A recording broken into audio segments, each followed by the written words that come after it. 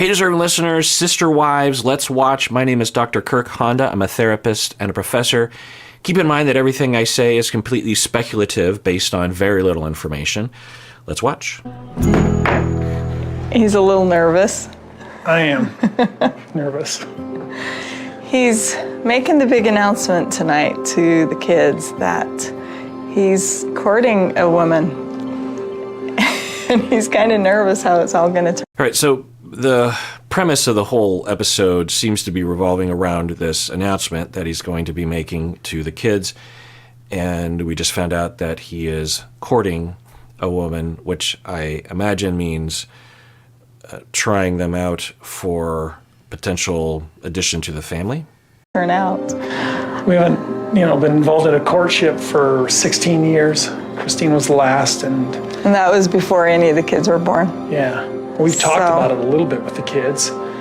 Right, so the kids all entered the family having 3 moms to begin with. So this would be the first time that someone would be added midstream. So it'd be an adjustment for the kids. And so now we're announcing it, and I'm nervous. Her name is Robyn, and she's 30. She got 3 children. Okay, so we're learning her name's Robyn, and she already has 3 kids, and she's 30, and I think the rest of them are around 40-ish, if I understand right. She grew up in the lifestyle, and I guess I should take notes. So Robyn grew up in the lifestyle. I think that means within the fundamentalist Mormon group, polygamous group. Does everybody remember Robyn? Yes. Do you guys like Robyn? Yeah. Well, Okay, so the kids already met her, so that's interesting. I wanted to ask you guys what you thought about having our family grow by not just 1 with the new baby, but by 4 more than that. So, who knows? Looks like someone's about to ask if they're engaged. And maybe all the kids are 100% on board with it. They're raised in a group that is, in all likelihood, very insular. I don't know if I showed this, but they're in a private school. It sounded like they were originally homeschooled, and then later they were in a private school. Now they're in a private school. I've seen Christine, who's the main raiser of the kids, because she's the one that stays home. I don't know if, it looks like, Mary and Janelle both work. But anyway, so I saw Christine doing homework with the kids. Maybe she's doing preschool work. Anyway, they're saying that the kids are in a private school, but the private school, it's all polygamous kids. So I don't know, but it's possible that this is a insular cult, similar to the Plath family and the Duggars, and a way for the high control group to stay in control, particularly of the next generation. You have to isolate them. You can't allow them to mix and to learn from outside groups. So a primary goal of recruitment and control is you have to control the education system, and that's where homeschooling comes in, or these kind of private schools. Now, maybe it's not harmful. Maybe it's only mildly an issue. Maybe it protects them. I don't know. I don't have any data on this particular group, but I've never experienced or learned of a group that didn't eventually convince me that it was overall a negative on the individuals' lives, particularly the children, because they don't have any control over it, right? They're brainwashed from day one. I don't know if that's the case here, but just add that to the mix. But the question is do the kids, can they answer this question with a choice, right? What would happen if one of the kids said, no, I don't want Robyn in this family. I don't want those other kids in this family. Then what? And maybe the dad and the adults would say, okay, then we're not going to move forward with it. But I don't know, the social pressure and the expectation, because by the time this is being presented, it would appear that the ball has already started rolling, right? I'm not. To 21. Wow. We were beginning to feel like there was somebody else. I was starting to feel like I would comment to Christine, gosh, we sure need another one. It's getting kind of boring, you know? Yeah, Mary made comments like that too. And I'd be like, you guys are insane. Okay, so Mary and Janelle were saying, we need another one because it's boring. Boring? That's such an interesting way of looking. Well, I think what that says is they don't have other things in their life. You know, if, I don't know. I don't see any evidence of this, but I'll just throw this out there, that if you are in a high control group and you are in a system of control that limits your options, maybe not in an overt way, but in a way that limits your ability to think of options for yourself, and you only think about children and being a good wife, and when things kind of start to slow down as the kids get older, because a lot of the kids are getting into middle school, it looks like some of them might be in high school, things start to slow down for you as a parent, and you know, the typical progression is that it's headed towards empty nest. And there can be a pre-empty nest that can happen even though you don't have an empty nest yet, but your kids are of the age where they're just doing their own thing a lot. And so there's this vacuum, and it's a stage of life for a lot of people, and there's a lot of tasks that need to be pursued and completed in a lot of ways. I mean, I'm using lifespan language, but there's a lot of nuance here. But the point is that if you don't have something to fill that void with, then there can be some anxiety and some difficulty, some feeling of being lost, and without purpose. What am I doing here? And a lot of times marriages can suffer as well, because suddenly you are, after a number of years, depending on each other for your needs to be met, for entertainment and fun and connection and all that kind of stuff. And if you've grown apart too far, then you might have a hard time. And it might feel weird because it's like, well, we've been married this whole time, so shouldn't we be able to do this? And it could be very demoralizing. But I've worked with a lot of couples as they go through that, and I'll normalize and say, hey, in some ways, if you want to see it this way, you are beginning a new relationship in a way. And you have to approach each other as if you are just starting a relationship. You're just starting to date, or you just moved in together or something. And that's okay to see it that way. And it's normal to be awkward. It's normal that your sex life might be a little weird or something. So I wonder if that's what's happening. They're all about 40. So now Christine is saying, you guys are crazy. We don't need another woman. But Mary and Janelle are saying, we're getting bored. We would like another. I don't know. I would love to ask follow-up questions, because I'm just hearing these little statements and I'm just so curious. So to be clear about what I'm saying, it's possible that there isn't anything outside for them to do, and they just want something to do. People will do this about kids, and that can be a good thing or a bad thing, but people will not have avenues to get their needs met through fulfillment and meaning and purpose and connection and fun and entertainment and creativity. And so they're bored, like, well, I guess I'll just have another kid. They don't say that consciously, but maybe they would. Again, that's not necessarily a bad thing. If you're a good parent and you have another kid and everything's going well, then everything's going well. But the individual is limited. Now, maybe it's fine. They're getting bored. They're limited, but they have ways of getting everyone's needs met. I guess the primary concern is the kids when I think about it, right?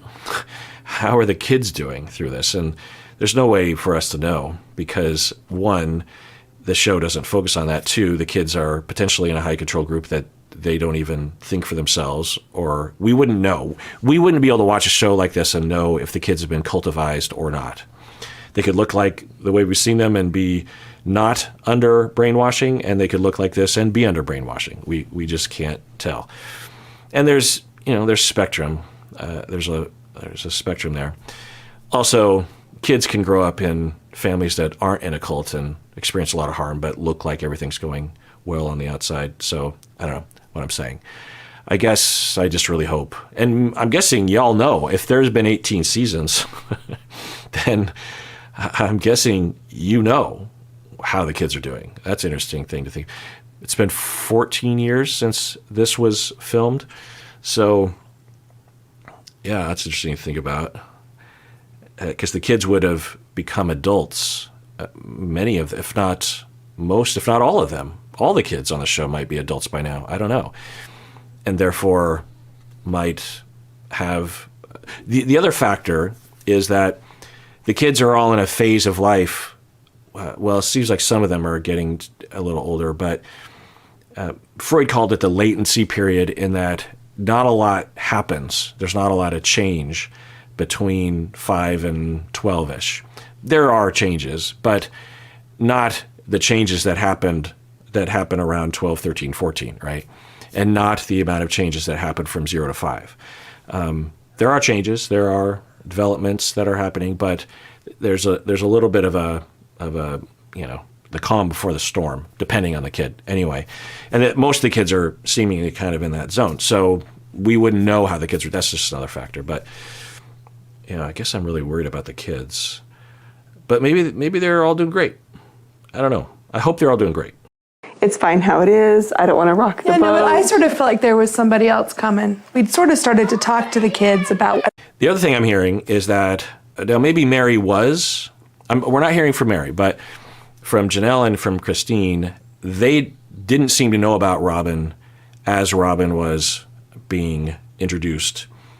Now, maybe Mary knew, but it sounds like in the past, they all knew about each other's courtship.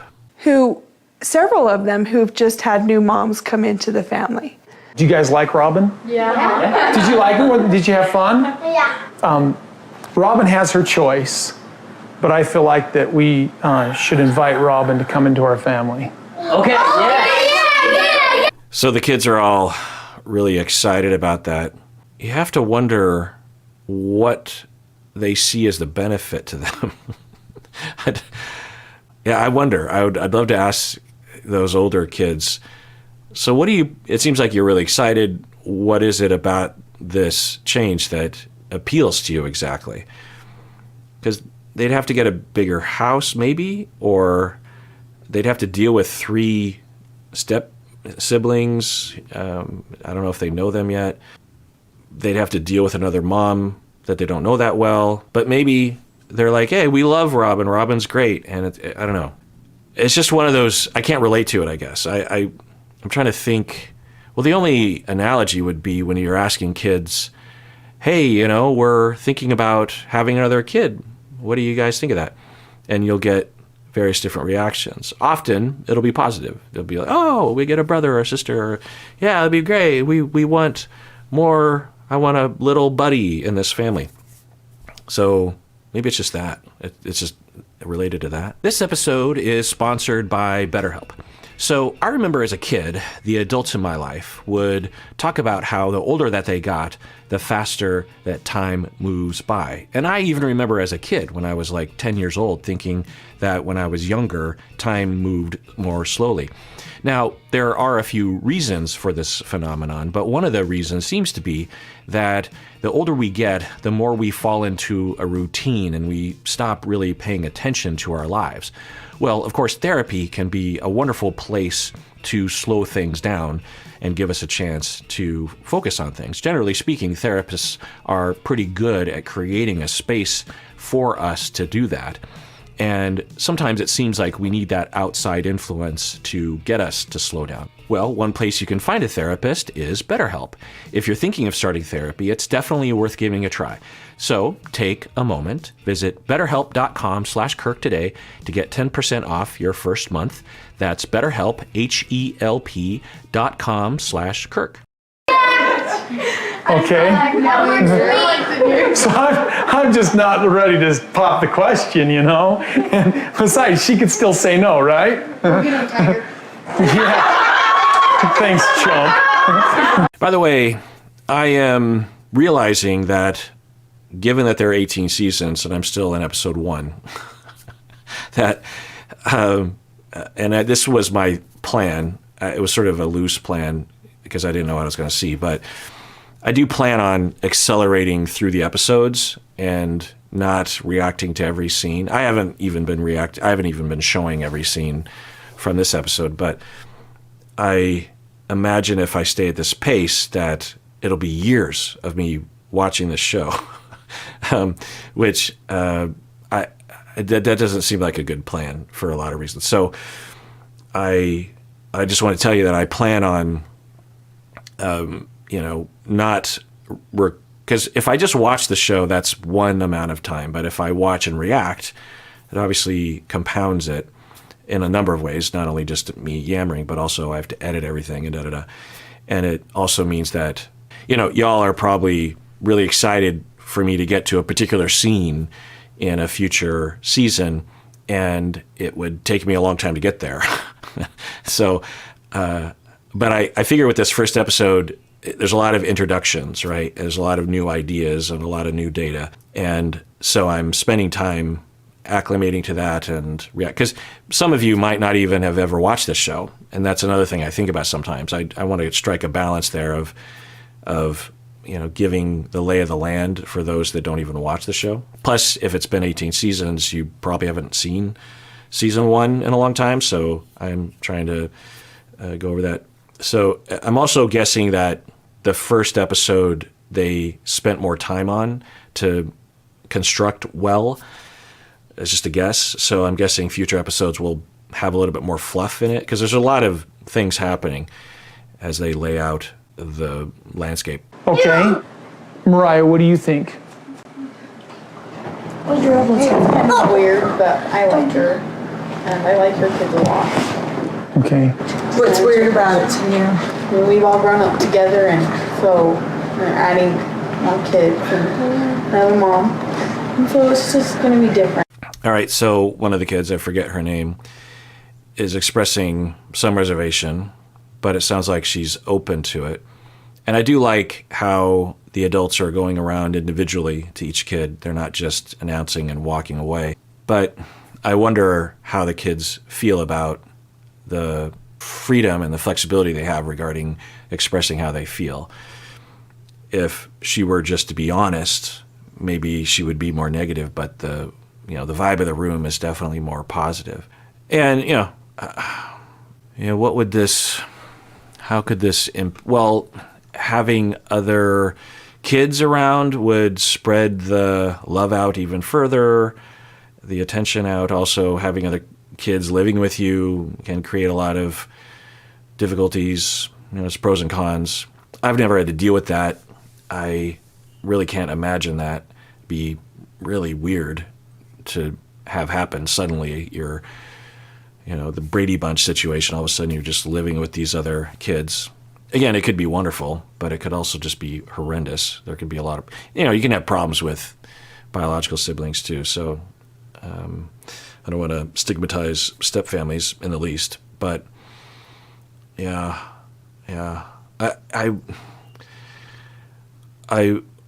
Having, in my early career, the first 10 years of my career, about a third of my clients were families with teenagers.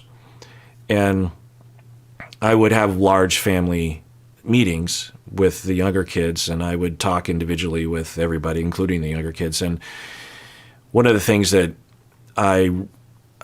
depending on the situation, one of the things I really wanted was to make sure that every kid felt like they were being heard and understood, and that they had the power to assert themselves. Not everyone gets to what they want, but everyone at least should have the ability to communicate how they feel. A lot of bad things can happen otherwise. That's what I was concerned with. And so I just have this desire to really take the time to have, I would hope that the family, the adults, would let this germinate with them for a while.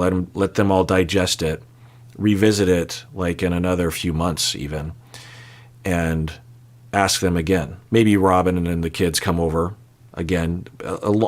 I would hope that there would be a long probationary period so that all the kids could fully, because each kid would have a different experience, right? And also, if you just rush ahead, then a kid that's like on the fence and is a little afraid to be honest might just say, well, no one's going to listen to me, so I'll just go along with the overall vibe. And you could have a lot of the kids feeling that way, and it wouldn't be apparent, because if they're all going along with the vibe, then it'll look like all the kids are on board when maybe they're not. I mean, this is very much related to a much more common scenario where you have kids and you're getting married, or you're thinking about getting married and they have kids, and you have that talk with your kids about maybe this is headed in that direction of getting married and moving in together. Kids can't dictate that depending on the situation, but we don't typically say that kids have, the right to just say, no, I don't want you to marry that person, and I don't want to move in with them because I just don't want to. But at the same time, you don't want to trample over kids and not give them a voice and harm them through this. I don't know.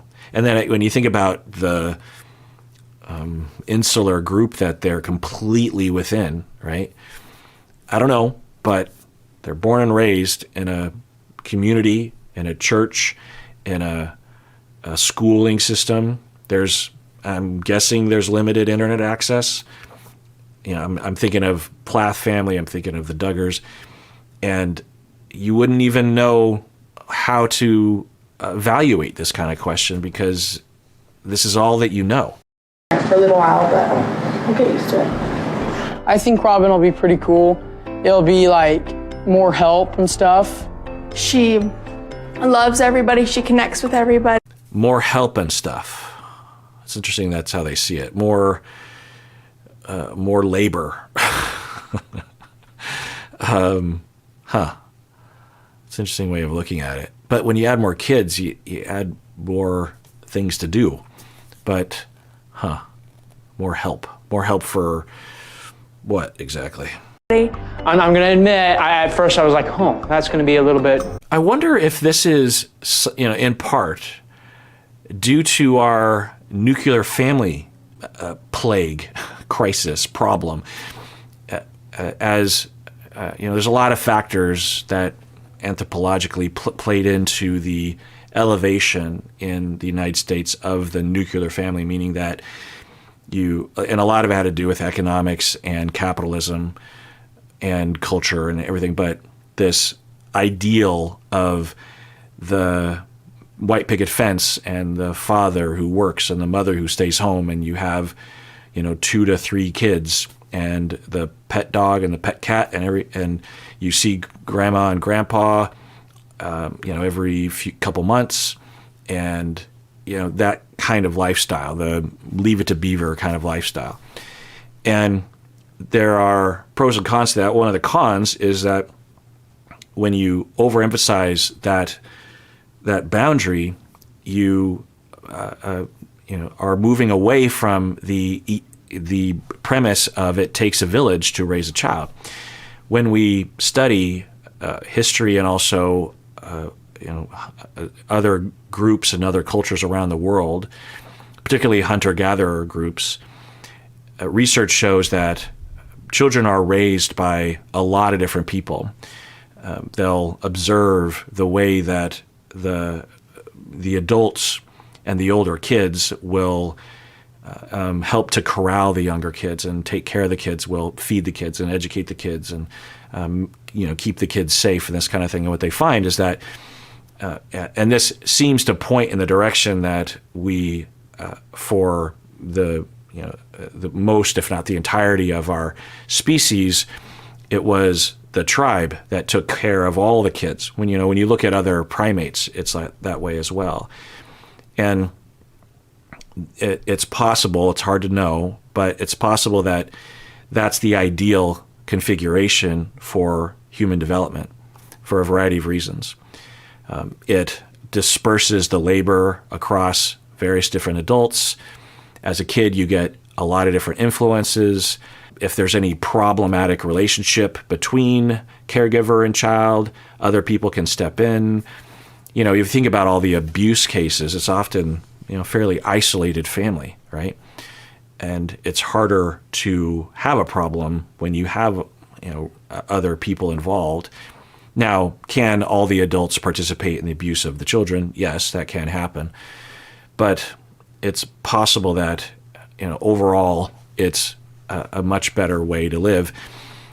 Even in the United States, in my family, when all I have to do is look back to when my grandparents were young and when they were in their 20s, families couldn't afford to live in various different places. I'm thinking of my Japanese American family. They were living in Central Washington, and they all lived in the same house. And I don't even think there were any separate rooms. They were farmers, and they lived in a very humble home that was just, anyway. And so, all of us would say, I want my privacy. and sure, I'm like that. I was raised like that. But there's a trade-off, right? And maybe this polygamous lifestyle taps into that and meets that need. And maybe that's what the kids are talking about. It's like, we're going to get more of that. We're creating a village to raise the kids. And we feel that energy of the benefit of having multiple caregivers. Right now they have 4 caregivers, and having a 5th, everyone feels that benefit. And what they're really feeling is returning to that old way of living. Now, I'm not proposing that polygamy is the answer to our capitalistic, the reason why capitalism loves that is because then the family can move very easily, right? It's harder to move a family of 20. It's easy to move if one person in that household works, right? So the capitalists can just, cause people to move in. The American way is based on that mobility for work, and there's a lot of consequences to that for everybody in the family. Disconnection, lack of meaning in your life because you don't have your extended family and your cousins and your aunts and your uncles and your friends and your community. So the marketers sweep in, and they are swoop in. The marketers swoop in and will tell you what the meaning of your life is, and then the cycle goes on and on. But it's interesting to hear the kids talk about what they're looking forward to. All right, well, let's adjourn there. I want to give a shout out to the YouTube members who have been a member for the longest. I started this program about a year ago, and these folks have been YouTube members throughout that entire time, which is awesome. We have Ginger, thank you so much. We got Rosie and Fema, good old Fema. We have Stu Dirk and Allison and Stella Annie, good old Stella Annie. Brittany, thank you so much. MCK Sandal. We have Alehu, good old Alehu. We got Bleh. We have Tessa, SRM 808. Inestessa, Emily, Cami, Maria, good old Maria, Luciana, Anna, Mercury, Weekend Guru, Jalm, My Grinning Cat, Liz, KJ, Gaia, LB Brown, Fernando, good old Fernando, Miranda, Heather, D Cookie Monster, Inez, Krista, Jenny, Moira, Joy, Sarah, Jamie, good old Jamie, Viva,